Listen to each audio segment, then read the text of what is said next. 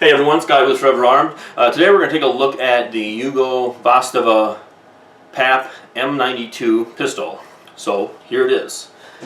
This is how it comes out of the box. The only thing I've done to it is I have replaced the standard grip that comes on it. I don't typically care for the grips that come on AKs, so I always replace them with a whole grip.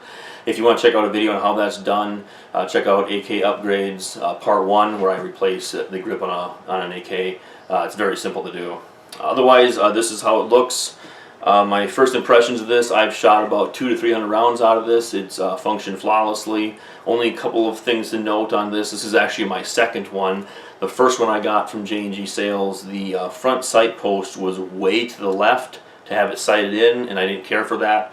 J&G Sales luckily has a 30-day return policy on all their firearms, so they shipped me out a new one, no problem, and the front sight post on this one sighted in is dead center, so I'm happy about that. Only other thing to note is the bolt assembly on this is rather stiff and clunky when you're running it.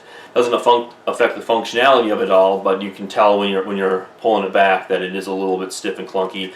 I imagine over time that'll smooth itself out, so that's not a problem. Otherwise, overall quality of this gun is pretty well. It's a lower end AK.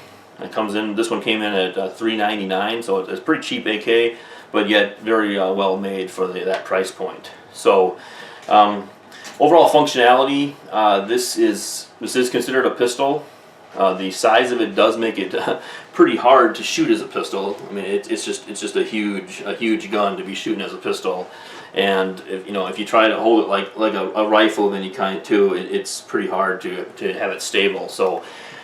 Overall, as is, I would go as far as to say this gun is almost useless to shoot when you compare it to, say, a normal size pistol or, say, an actual rifle. So that is where this item comes into play. This is made by Century Arms. It is the SB-47 Stabilizing brace. This was designed by a disabled vet to allow a person to more easily shoot this one-handed, as you can see in the picture there. That is not the way that most people use this product though, and that is not the way that I will be using it. Okay, now let's take a look at the contents of the SB-47 Stabilizing brace. You've got the brace itself right here. You've got some really easy to use instructions here, and here you've got a letter that is included from the Bureau of Alcohol, Tobacco, and Firearms that basically states that by putting this stabilizing brace on the pistol, it does not convert your pistol to a rifle or a short-barreled rifle. Okay, so I would say it's very important that you keep this letter. Okay, so now let's take a look at the process of installing the SB-47 stabilizing brace. It's a fairly simple process. All you need is a screwdriver. Okay, we're just going to loosen the grip on this a little bit here. Don't need to remove it completely, just loosen it enough so that this stabilizing brace, as you can see here, there's some notches here that just slide underneath your grip, and that's really all that holds it in place. I'm going to back it out a little more.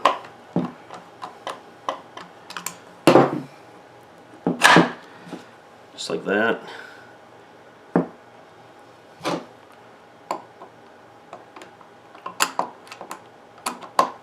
Let's go ahead and tighten the grip back down. Now, depending on the kind of grip you've got, you may want to use red Loctite on the bolt that holds the grip in. That's up to you. I have found with these Hogue grips that I don't need any Loctite, but that could always change.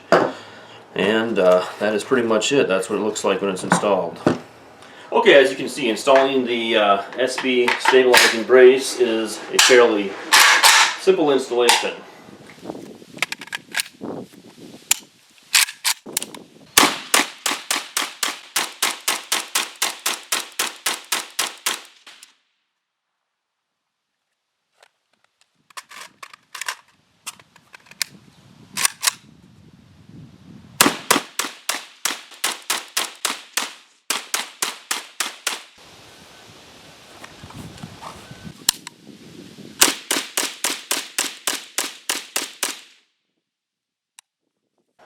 Okay guys, so there you have it, the Yugo Zastava PAP M92 pistol with the Century Arms SB-47 stabilizing brace.